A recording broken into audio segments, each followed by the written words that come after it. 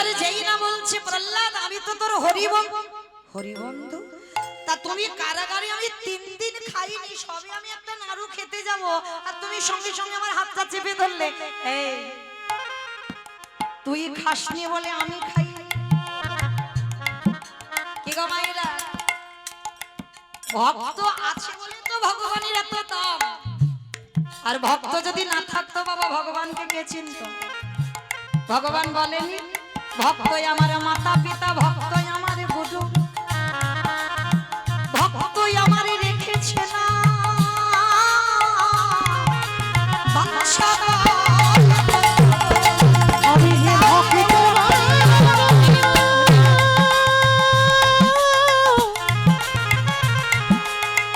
ভক্ত বড় ভালো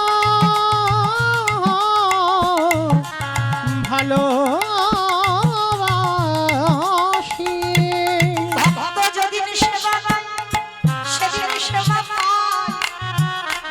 যেদিন না দেয় সেবা উপবাসে যায়, সেদিন উপবাস।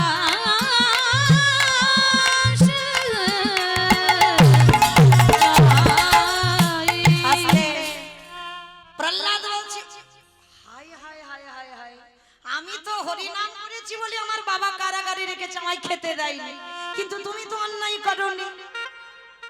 ভগবান বলছে ওরে ভক্ত দেয় বলে তো খাই। কি গো মাইরা সবাই দিয়ে খাও তো? ভগবানকে দিয়ে পাও তো নাকি পাও না? আমি বলিনি যে ডালা ভর্তি করে দিলে ভগবান খায়, একবারও বলিনি যে ডালাতে দিলে তবে ভগবান খায়, না হলে খায় না। যা কিছু খাবেন একটাই কথা, একটু জলও যদি পান একবার বলবেন ভোজনে চ জনার্দন। এই ভোজনে চ জনার্দন বলা মানে আমার সেবার আগে আমার গোবিন্দ সেবা হয়ে গেল। তাহলে যা কিছু সেবা করবেন, যা কিছু সবটাই আমার গোবিন্দকে নিবেদন করে প্রসাদ পাবেন।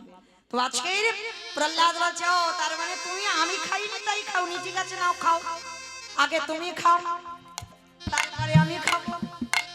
ঠিক ও কেমন ভগবান দেখো, আমার ভগবান কতটা দীনতার প্রতিমূর্তি, আমার ভক্তকে কতটা ভালোবাসে। প্রহ্লাদের হাত থেকে বিষের নাড়ু কেড়ে ভিতরে যে কালকুট বিষ ছিল ভগবান ওইটা সেবা করলো, আর বাইরে যে মাখন ছিল আনন্দ করে প্রহ্লাদকে খাইয়ে দিল।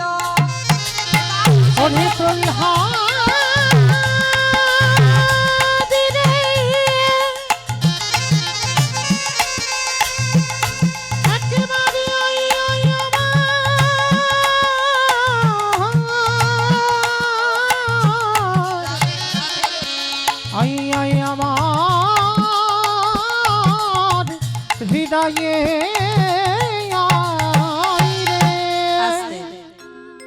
তাহলে মায়েরা এইটুকু শুনে আপনাদের কেমন অভিজ্ঞতা হলো? সুখ দুঃখ কি মানুষ দেয়?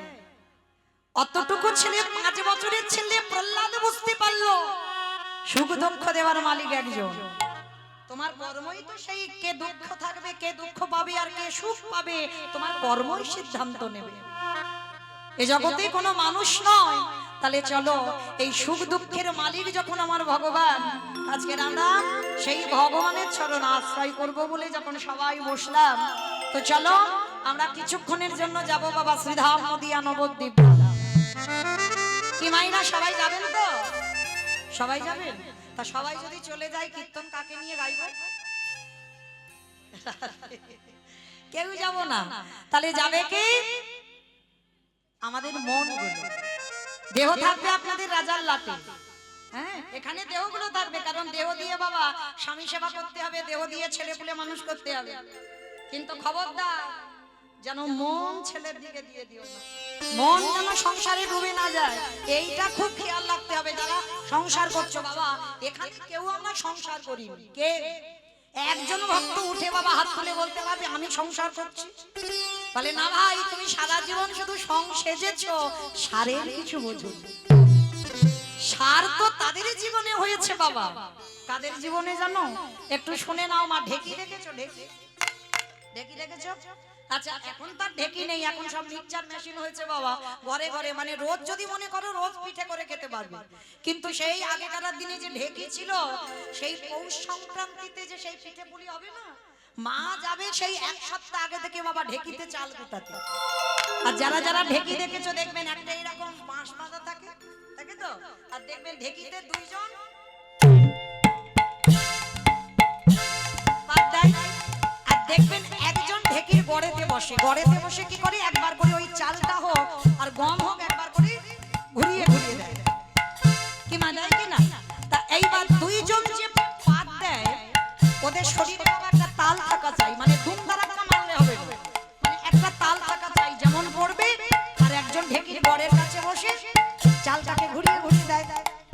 হঠাৎ সামনে এসে বলছে, ও ভিন্ডি, কি গো তুমি সংসারের কাজ করেই যাচ্ছ, এখন আমি অফিসে যাবো, আমার জামা কাপড়গুলো রেডি করেছো? তাহলে স্বামী আজকের বড্ড কাজের চাপ, আজকে আমি আর পেরে উঠলাম না, তুমি ওই আল্লাহতে গোছানো আছে, তুমি একটু পড়ে চলে যাও। আবার একটুখানি পরে ছেলে এসে বলছে, আমা স্কুলে যাবো, তাড়াতাড়ি খেতে দাও, তাড়াতাড়ি খেতে দাও। বলছে, বাবা আমার হাত জোড়া, বড্ড কাজের চাপ, তুই আজকের একটু ওই অন্ন ব্যঞ্জনটা বেড়ে তুই খেয়ে চলে যা। এত কিছু কথা বললো মা, বলো তো বাবা মনটা কোথায় আছে? হাট, হাট, হাট। মন ফোনে থাকবে কেন? আমি এখানে ঢেকির কথা বলছি, ও ফোনে চলে গেল। আমার কোথায় আছে? হ্যাঁ, ঢেকির গড়ের দিকে। মন কিন্তু যায়নি স্বামীর দিকে, মন যায়নি ছেলের দিকে, তাহলে মন আছে কোথায়? ঢেকির গড়ে। তাহলে বাবা তত্ত্বটা কি বুঝলাম? ঢেকির গড় সমান গোবিন্দ চরণ, এই দেহটা স্বামী সেবায় লাগিয়ে দাও, এই দেহটা তুমি দিয়ে তুমি ছেলে পুলে সংসারের কর্তব্য পালন করো। কিন্তু হে ভক্তগণ, এই জীবনে মনুষ্য জীবন হচ্ছে দেবী দুর্লভ জনম, এই 84 লক্ষ জনি ভ্রমণ করি 4 লক্ষ বার সাধে দুর্লভ জনম, 80 লক্ষ বার হয়ে গেল 4 লক্ষ বার মানব জনম। ওরে কলির জীব, সংসার তারা করছে যদি ঢেকির গড় সমান গোবিন্দ চরণে মন দিয়ে, দেহটা দিয়ে স্বামী সেবা করো, দেহটা দিয়ে ছেলে সেবা করো, দেহটা দিয়ে সমাজের কর্তব্য পালন করো। কিন্তু খবরদার, যদি ওই গড় থেকে মনটা যদি একবার চলে যায়, তাহলে বাবা ঢেকি হাতে পড়বে, আর হাতে পড়লে নিতাই হরি বল। তাহলে মায়েরা, তাহলে সার কখন বলবো? যারা কৃষ্ণ চরণে সমর্পিত হয়ে দেহটা শুধু সংসারে রেখে কর্তব্য পালন যদি করতে পারো, তারাই একমাত্র বলবে আমি করেছি সংসার। আর বাদ বাকি যারা যারা করছো, যেমন জড় জগতের সংসার হয়, বলবি আমি সংসেজেছি, কিন্তু সার এখনো হয়ে কেমন? তাহলে মায়েরা কি বুঝলাম? আমাদের দেহগুলো থাক এখানে রাজার লাটে, মনগুলো যাবে সুরধনী গঙ্গার দিকে। কি মা যাবে তো? চলো, কারণ বাবা যত যানবাহন আছে মনের থেকে দ্রুত আর কেউ নয়। যত তুমি ফ্লাইটে দ্রুত যাও না কেন, মনের থেকে দ্রুত যেতে পারবে? তাহলে মন খুব দ্রুত, চলো মনগুলো নিয়ে যাই সুরধনী গঙ্গায়, আর গঙ্গায় গিয়ে দেখবো সত্যতে নারায়ণ, ত্রেতাতে রাম, তারপরে কৃষ্ণ, কলিতে গৌরাঙ্গ। যেদিন প্রভু নদিয়ায় এলো, নদিয়ার অবস্থাটা কেমন ছিল জানো? ওগো জয় জয়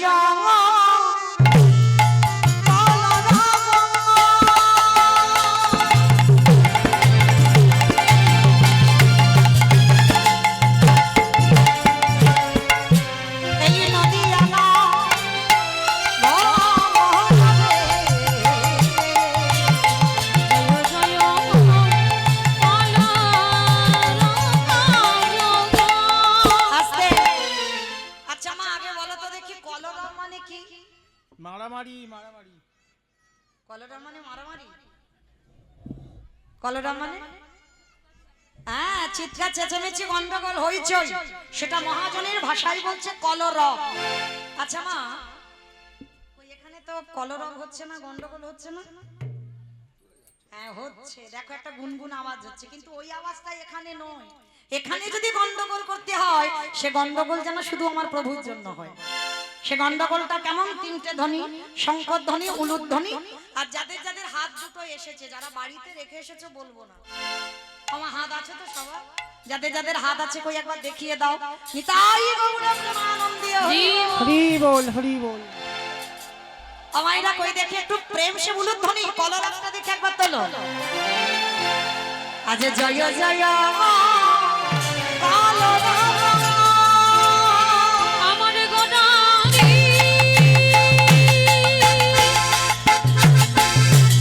গোনা গোনারি গোনা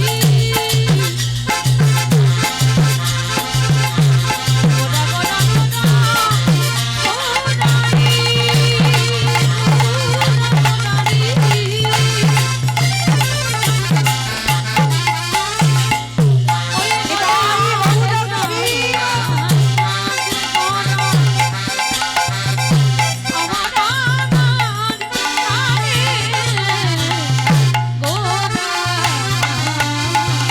আজ জয় জয়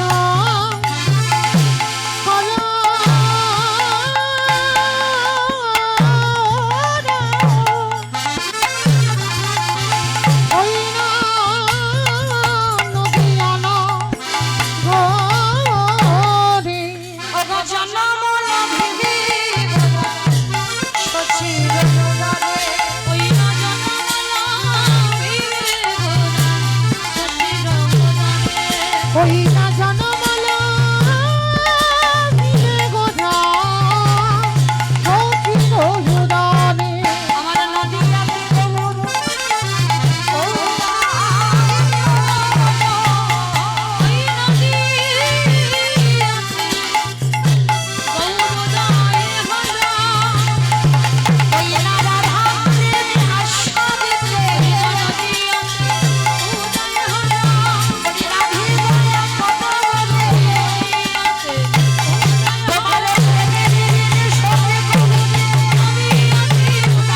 ওই প্রেমী খুব করিতে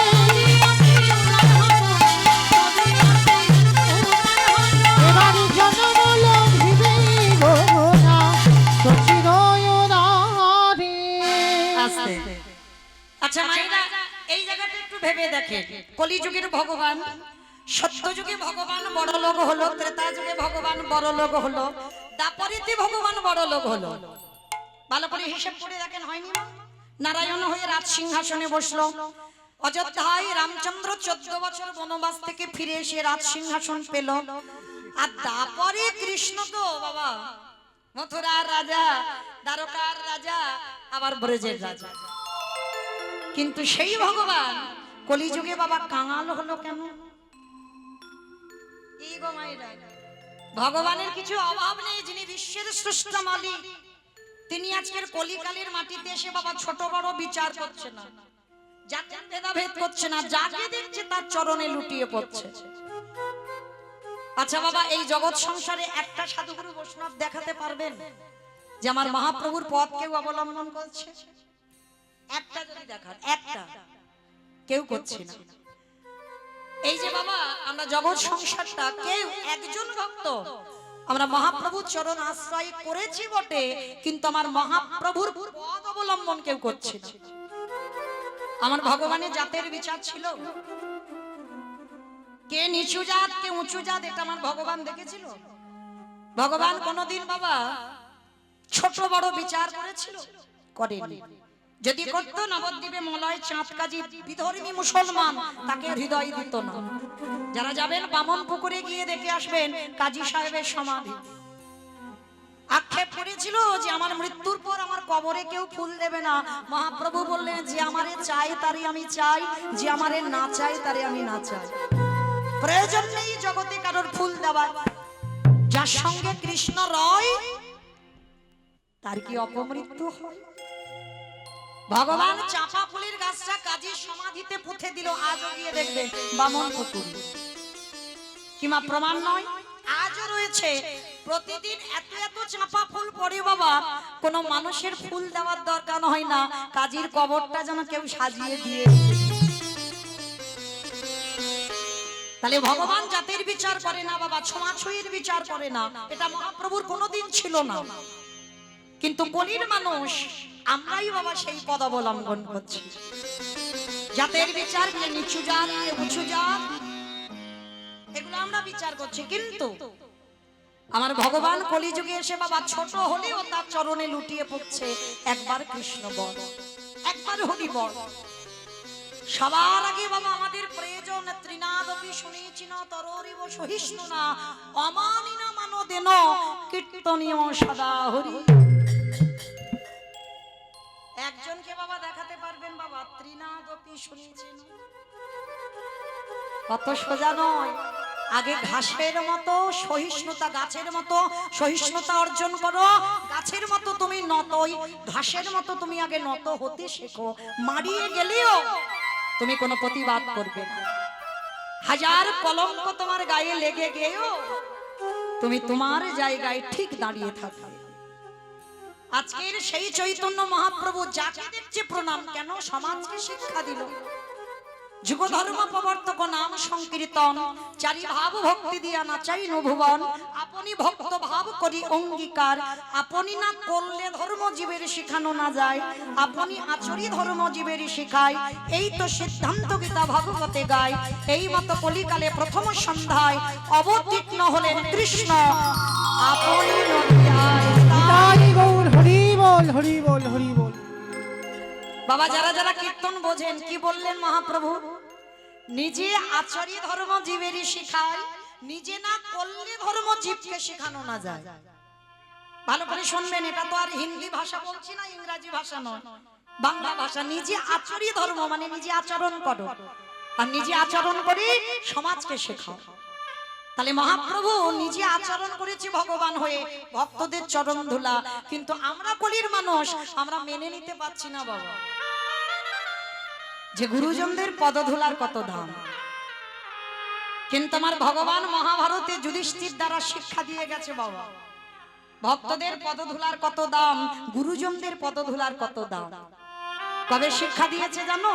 একটু মন দিয়ে শুনবে মা এই জায়গাটা, যদি একজন ভক্তের একটু চেতনা ফেরে। আচ্ছা মা ভালো করে বোঝেন, পাশ বাড়ির সঙ্গে আপনার খুব ঝগড়া, মানে ঝগড়া বলা ভুল হবে বাবা, থানা পুলিশ হচ্ছে, মামলা চলছে পাশ বাড়ির সঙ্গে। আচ্ছা সকালবেলা হয়েছে, আমার কীর্তন শুনছেন রাত্রিবেলা, সকালবেলা একটা শুভ কাজে যাবে, তা শুভ কাজে পার হতে গিয়ে সেই শত্রু সামনে পড়ে গেল। সত্যি করে ভেবে বলবেন মা, শত্রু যখন পড়ে যায় তাকে প্রণাম করে তারপরে তুমি শুভ কাজে যাবে?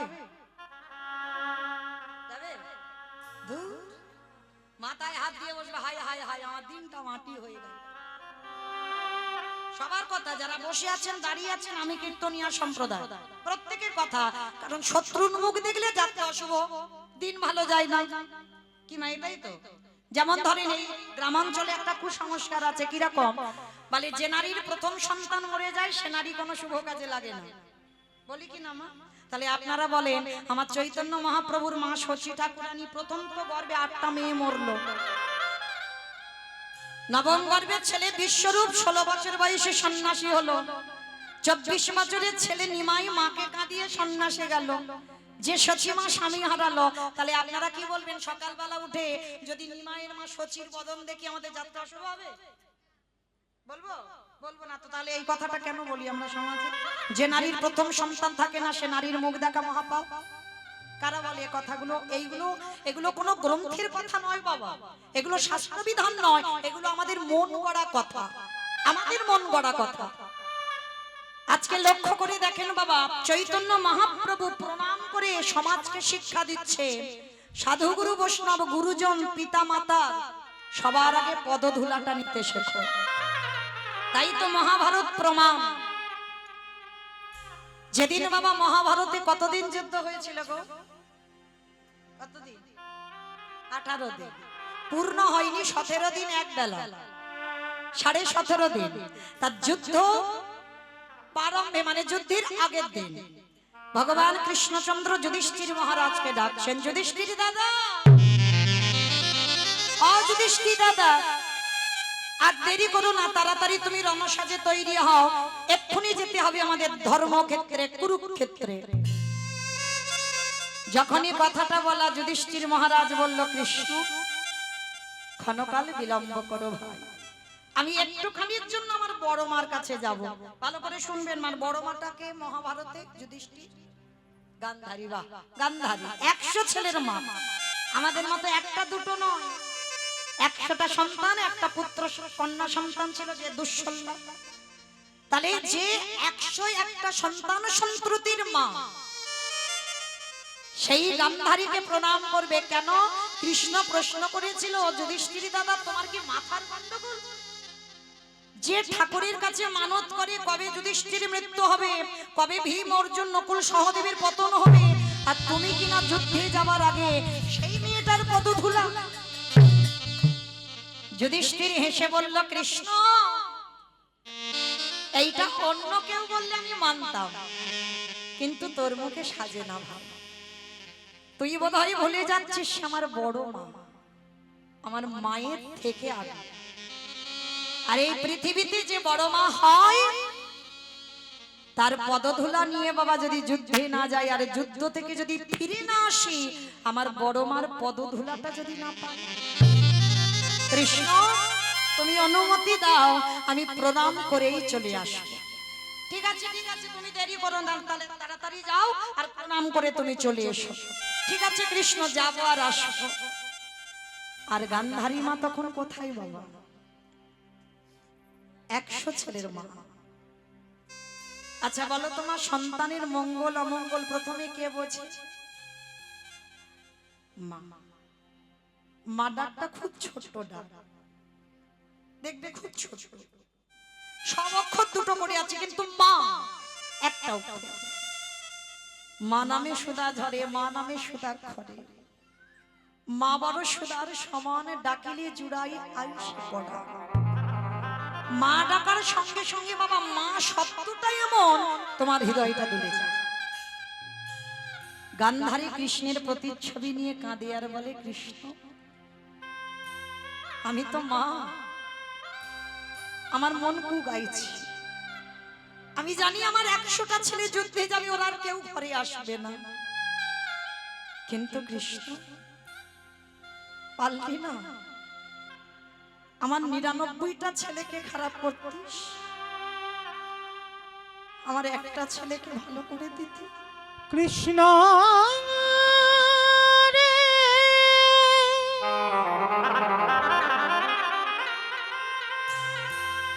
একেবারে দেখা দেখা দে। কেন করলি কৃষ্ণ? ওরে তুই নাকি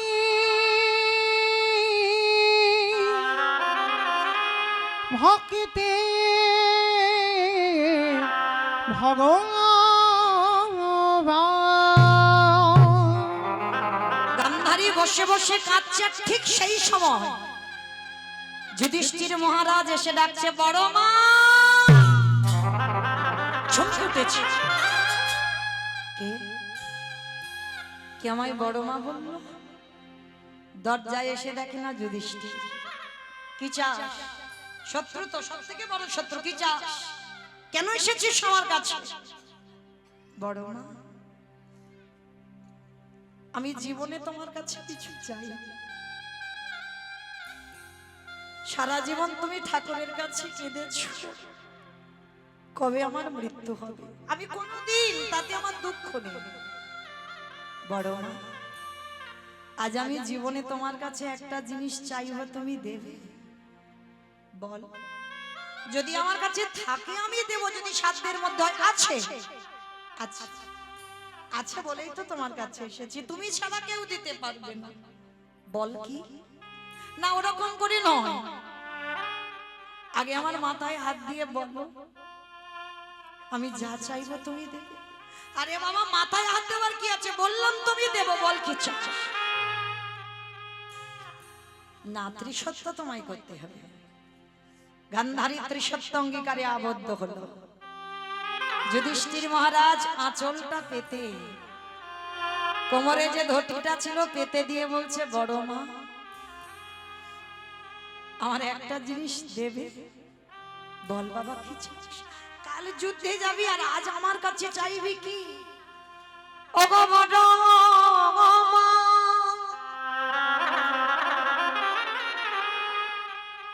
একেবারে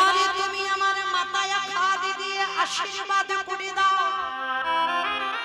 যেন কাল যুদ্ধে গিয়ে তোমার যুধিষ্ঠির মৃত্যু হয়ে যায়।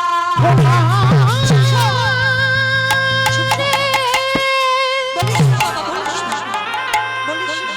তুই এমন করে বলিস না, আমি যে শহীদ পারিব না। যুধিষ্ঠির বললেন বড় বাবু, সারা জীবন তুমি ঠাকুরের কাছে চেয়ে এলে, কবি আমার মৃত্যু বদন দর্শন করবে, তাহলে আজ কেন ভেঙে পড়ছো? গান্ধারী জীবনে প্রথমবার যুধিষ্ঠিরকে বুকে নিয়ে বলল, খোকারে আমি জীবনে প্রথমবারে তোরে করিলাম আশীর্বাদ। কি আশীর্বাদ দিল বাবা? যে সব থেকে বড় শত্রু ওরে যথা ধর্ম ওরে তথা জয়। ওরে অধরে হরি বল, হরি বল।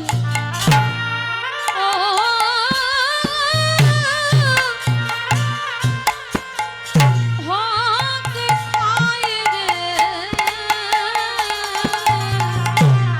যথা ধর্ম তথা যায় হো। যে যে ধর্মকে আঁকড়ে ধরে শয়ন ধর্মকারী রক্ষা করে, আমি বড় মা হয়ে তোরে করিলাম আশীর্বাদ। খোকারে তুই জয়ী হবে ঘরে আমি এই আশীর্বাদ হরি বল, হরি বল। এই আশীর্বাদ করে রাখলাম, জয়ী হয়ে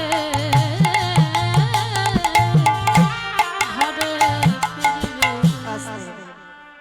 সেই সময় দুর্যোধন বলেছিল, কে বলল মা তুমি কাকে আশীর্বাদ দিলে? ওটা তো তোমার ছেলে নয়, ও তো তোমার শত্রু। গান্ধারী বলেছিল, চুপ, একটা কথা বলবি না। আমি নিজে চোখে দেখতে পাচ্ছি ওরা 5 ভাই কৃষ্ণের সঙ্গে জয়ী হয়ে ফিরছে। পারবি না বাবা, এই রক্তের খেলা বন্ধ কর। অহংকারী ব্যক্তি যারা হয় বাবা, তারা যেটা বলে সেটা ঠিক। আপনারা কি বলেন? যারা অহংকার ব্যক্তি হয় কোনোদিন তাদের সঙ্গ করে দেখবেন, তারা যেটা করবে সেটা ঠিক, আর তারা যেটা বলবে সেটাও ঠিক। অহংকার ব্যক্তিদের বাবা পতন অনিবার্য হবেই হবে। তুমি যত তাকে আঁকড়ে রাখতে চাও না কেন, তোমার কর্ম তোমাকে বাবা পতনে নিয়ে যাবে যাবে যাবে। আজ অহংকারী দুর্যোধন যাবার সময় মা গান্ধারীকে প্রণাম করলো না। তাহলে এই জায়গাটা ভাবেন বাবা, যারা শত্রু 5 ভাই প্রণাম করে তারপরে যুদ্ধে গেল, তাহলে যে পক্ষে কৃষ্ণ রয় তাদের কি প্রণাম করার কোনো দরকার ছিল? কৃষ্ণ তো বাঁচাতে পারবে, তাহলে কি প্রয়োজন ছিল? ওই যে বললাম, নিজে আচরি ধর্মজীবীর শেখায়, আচরণ করে শেখাও। তাই তো আমার যুধিষ্ঠির মহারাজের দ্বারা আমার কৃষ্ণ মহাভারতের শিক্ষা দিল, শত্রু হলেও ভগবানের কাছে কোনোদিন বাবা কেউ শত্রু নয়, কেউ মিত্র নয়। ভগবান সবাইকে সন্তান রূপে ভালোবাসে। কেউ শত্রু নয় আর কেউ মিত্র নয়। ভগবানের কেউ আপন হয় না, আর ভগবানের কেউ পরও হয় না। তাই তো আজকে সেই চৈতন্য মহাপ্রভু নবদ্বীপের মাটিতে দাঁড়িয়ে কেহ বলে পুরাণে রাবণ বধিলা। কেহ বলে কোনো ব্যক্তি আমার উলু কই?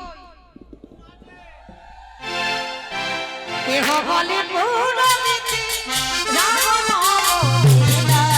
কেহ বলে কোনো ব্যক্তি আমার গোড়ালি।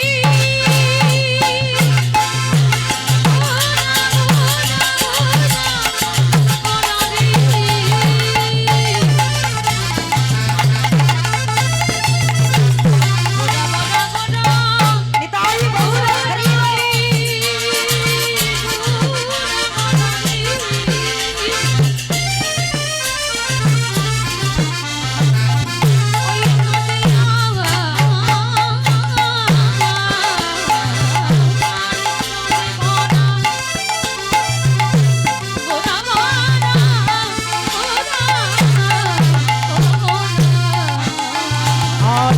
ভবনে পুনামিতে রাবণ বধিলা ও গো গোলকের বৈভব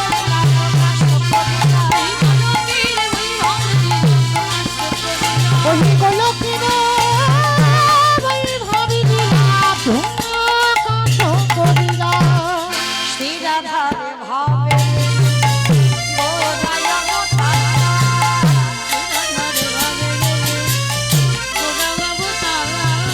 আরে শ্রীরাধার ভাবিয়ে রে গোটা অবতার রাধারে ভাবে রে গোটা অবতার হরে কৃষ্ণ নাম গৌর ওই হরে কৃষ্ণ নামে গগন করিলা প্রচার প্রকাশ হলো প্রকাশ হলো গোলকের বৈভব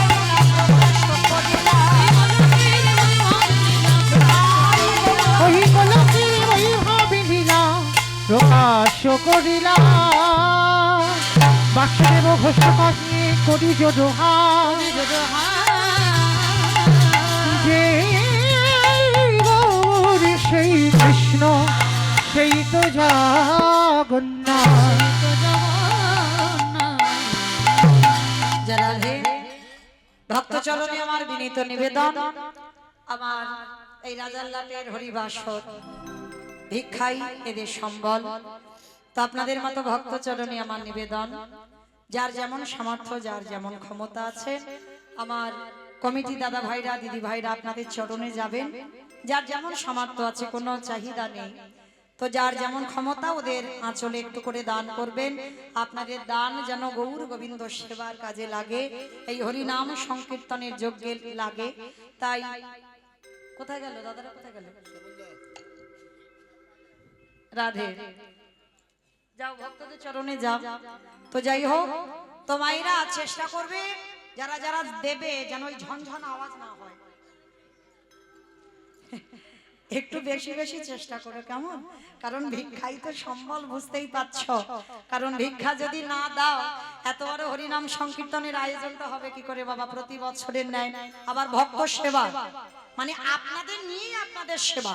হ্যাঁ, তো প্রত্যেকেই আপনারা দেবেন, কারণ ব্যাংকে টাকা রাখতে গেলে নমিনও লাগে, আর নিঃস্বার্থভাবে যদি গৌর গোবিন্দ চরণে একটু কিছু দেন, সেটা বাবা আপনাদের পরপারের দান হয়ে দাঁড়াবে। কারণ আমরা ঘরে ঘরে তো ভগবত সেবা দিতে পারি না। তো যাই হোক, এরা মাধুকরী করে ভক্তদের একটু সেবার ব্যবস্থা করেন। তার জন্য এতেও যদি আপনারা কেউ 1 টাকা করেও দেন, তাতেও বাবা অনেক। ওই 1 টাকা আপনার কোনো না কোনো জন্মে বাবা কোটি কোটি টাকায় পরিপূর্ণ হবে। তো যাই হোক, সবার কাছে যাচ্ছেন আমার দিদি ভাইরা, প্রত্যেকে দেবেন কিন্তু মা, কেমন? আর একটু বেশি বেশি দেবেন, কেমন? বেশ। তো চলো আজকে আমরা যাই এই নবদ্বীপ ত্যাগ করে বাবা মধুমাস ধাম বৃন্দাবন ধাম। কি মাইরা, বৃন্দাবন যেতে গেলে একবার সবাই দেখে বলো তো, গৌর সুন্দর কি জয় নবদ্বীপের ধাম কি জয় সচির নন্দন কি জয় ধনীটা হলো কি? আমার দিতে হবে।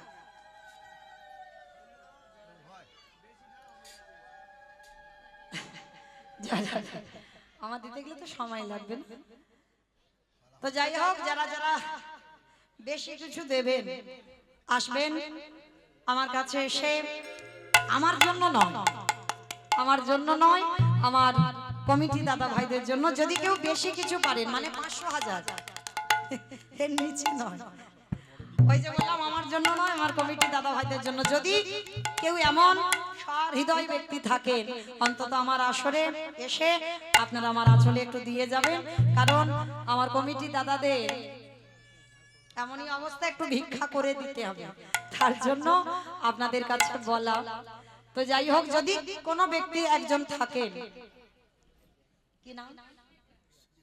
বিশ্বজিৎ দাস মহাশয়, তিনি আমার এই রাজারলাটের হরিনাম যজ্ঞে ভক্ত সেবার জন্য 500 টাকা দিয়েছেন। নিতাই গৌর প্রেমানন্দে হরি বল, হরি বল, হরি বল। আমাইরা 500 তো মানে একা ঘায়ে 500 হয়ে গেল, আমি চাইনি কিন্তু। আচ্ছা 500 যখন হলো, 1000 একটা হবে না?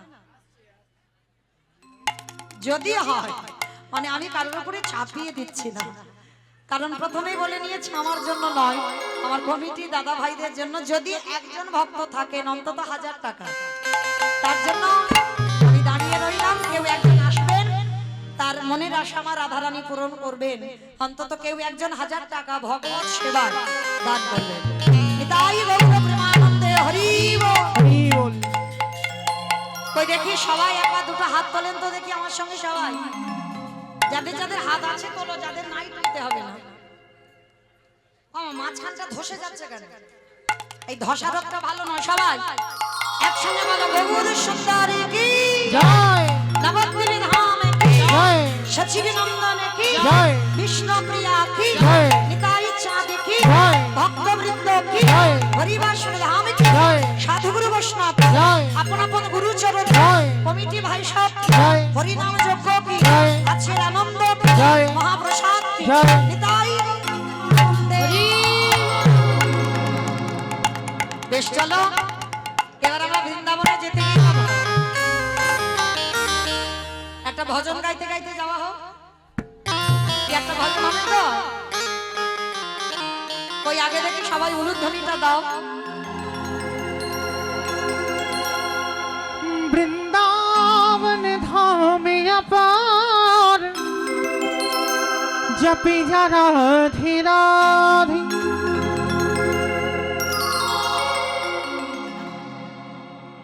যে রাধে সুকুমার হালদার মহাশয় তিনি 500 টাকা দিয়েছেন ভক্ত সেবার জন্য। যেহেতু আমার দাদা ভাইরা প্রতিনিয়ত ভক্ত সেবা দেন, তার জন্য 500 টাকা দিয়েছেন। প্রেম সে বলুন তাই গৌর প্রেমানন্দে হরি বল।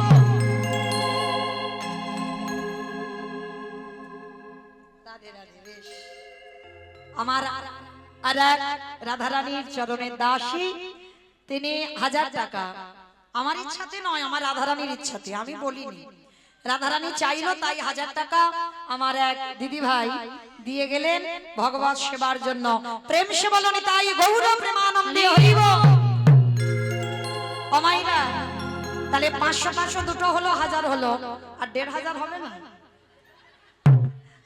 যদি হয়, আমি চাইছি না, যদি একজন আবার ফোন পে আমার দলের ছেলেটা বলছে ওর কাছে ফোন পেও হয়, যদি কারোর এখন তো সব কাছে কাছে টাকা থাকে না, ফোনে টাকা থাকে, যদি সেরকম সহৃদয় ব্যক্তি থাকে ফোন পেতেও এখানে ব্যবস্থা আছে, আপনারা দিতে পারেন। কেমন? কৃপা করে আমার 1500-এর জন্য আমি দাঁড়িয়ে রইলাম, কিন্তু কেমন? राधे अलबेली सरकार जपी जा राधे राधे वृंदावन धाम अपार जपी जा राधे राधे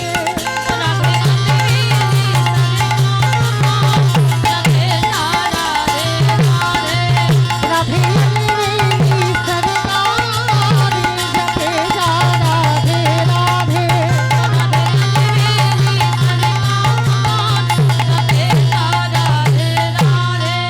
जपी जा राधे राधे भागी जा राधे राधे जपी जा राधे राधे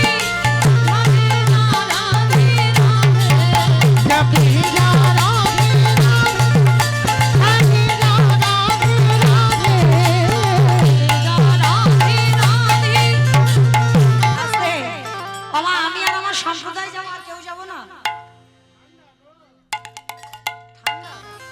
কে বললো ঠান্ডা? আমার ঠান্ডা লাগছে। আমার কমিটি দাদারা চারদিকে ঘিরে দিয়েছে যাতে ভক্ত কষ্ট না পায়। কি মা সবাই যাচ্ছ তো? যারা যাচ্ছ আর একবার এই মা কালীর দিব্যি বলছে, আর বলবো না, এইবারটা শেষ। সবাই দেখে হাত দুটো তোলো, সবাই একসঙ্গে তালি তালি করো, তালি কেমন?